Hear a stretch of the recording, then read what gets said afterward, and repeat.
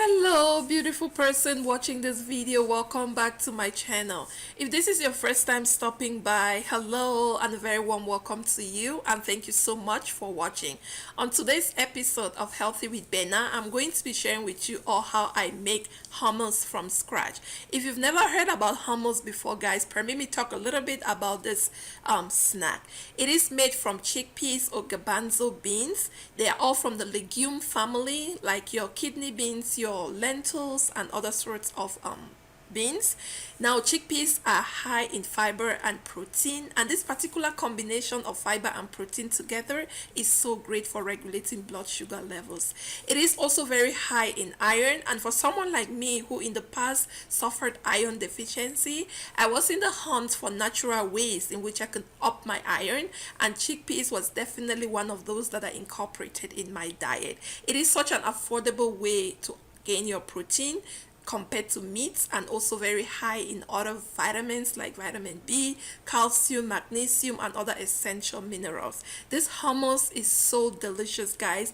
Great to have with your crunchy veggies, used as a spread in your sandwiches, your wraps. Also, you can add it to your soups, your salads. It has amazing benefits, and if you haven't ever incorporated this in your diet, I would highly encourage you to do that. Please stick around in a moment and I'll share with you all.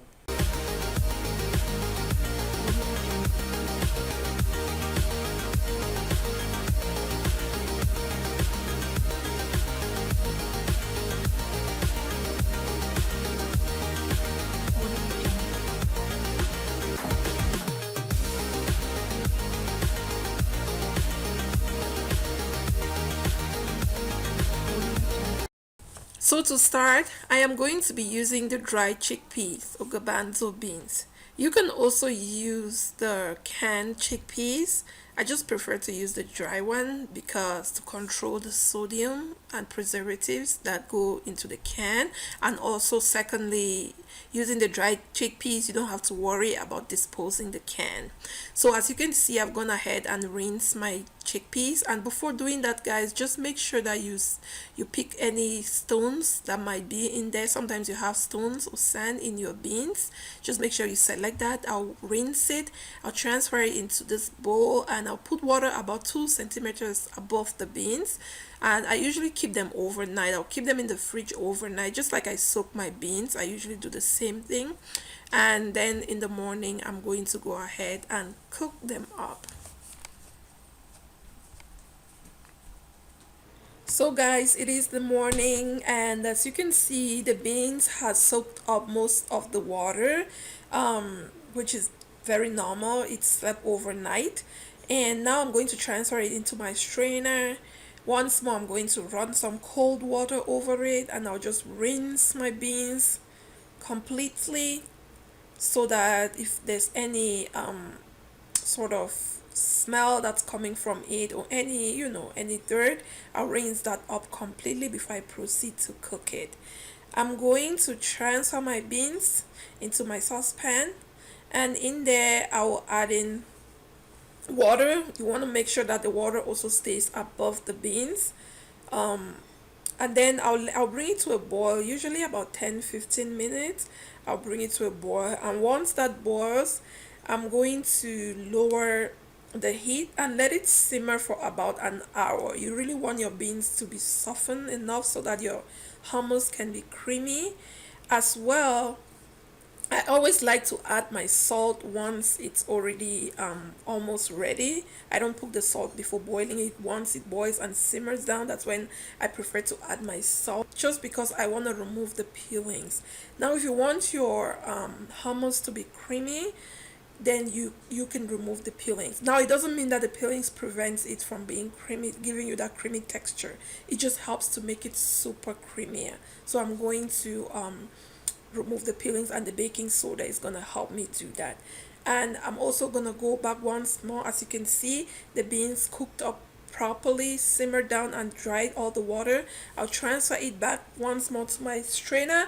I'll rinse it all up properly before we can proceed to blend the beans. And I'm just gonna show you some of the peelings that I'm talking about. So guys, we have prepared our chickpeas or garbanzo, and it's time to put our hummus together. So I have here the chickpeas. So the 2 cups of the dried chickpeas actually gives you about 3.5 cups after it's cooked. So I remove the peelings like I mentioned before, and I have here some olive oil. I have the juice from a fresh lemon juice. I have some minced garlic right there. I have tahini. Now tahini is the paste from sesame seed. It's the paste, so you want to make sure that you look for the one that's pure, 100% pure.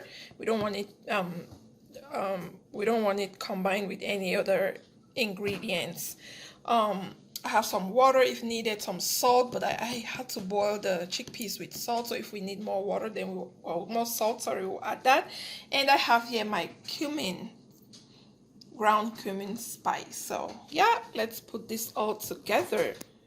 So guys, we will start blending our making our hummus. So typically you use a food processor to do this, but today I'm going to be using my blender. Now if you want to use a blender, it has to be a high powered blender because we want to attain that we want to achieve that creamy texture to our tahini. So make sure that your blender is really high powered. I will go first with the liquids that we have. So I'll go with the juice from the lemon. I will add the olive oil to that.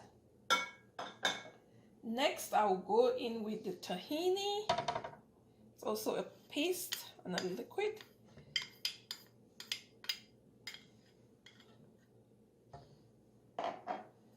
I'll add in the garlic, minced garlic right here. Next, I'll go with the cumin powder. I'll add a little bit of water. And when it comes to adding water here, you want to make sure that you control the water. So depending on the texture of your hummus, you add water depending on the texture you want. So I'll just go in with the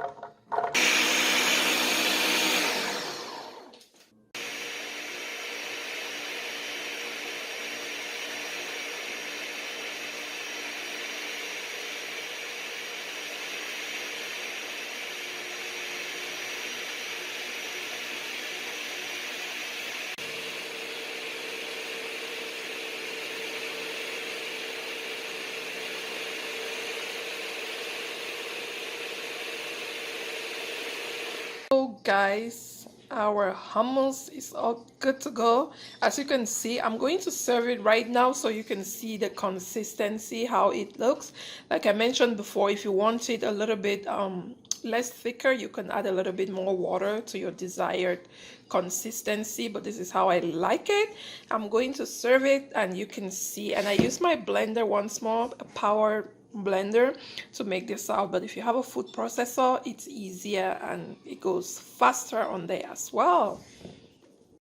So guys, our hummus is all ready to be served. As you can see, I just made a hole and I drizzled a little bit of extra virgin olive oil and I sprinkled some paprika on there just to make it look beautiful, guys. Nothing so serious here.